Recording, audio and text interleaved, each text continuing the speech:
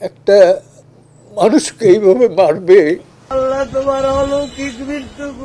ঢাকা বিশ্ববিদ্যালয়ের ফজলুল হক মুসলিম হলের প্রাঙ্গণে ঘটেছিল এক হৃদয় বিদারক ঘটনা। ছাত্রদের নিষ্ঠুর আঘাতে নিহত হন মানসিক ভারসাম্যহীন তোফাজ্জল।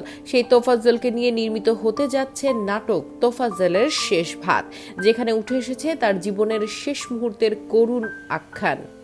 নাটকের পরিচালক খলিলুর রহমান বলেন, ঘটনাটা জানার পর আমি প্রচন্ড মানসিক কষ্টে পড়েছিলাম।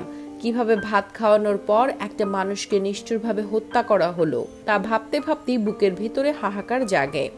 মনে হলো পেশাগত দিক থেকে তোফাজ্জলের জন্য কিছু একটা করা উচিত, তাই এই নাটকটা নির্মাণ করছি। দেখা যাবে একটা নিরীহ মানুষ ভাতের আশায় এসেছিলেন ছাত্রদের কাছে। তার চোখে ছিল নির্লিপ্ত জীবনবোধ এবং শেষ পর্যন্ত তার ঘটনাটা কতটা নির্মম হয় সেটাই দেখানোর চেষ্টা করা হবে। আফতাবনগরের বিভিন্ন লোকেশনে নাটকটির শুটিং শেষ হয়েছে, এখন চলছে পোস্ট প্রোডাকশনের কাজ। নাটকটি 27 সেপ্টেম্বর মুক্তি পাবে বলে জানা গেছে।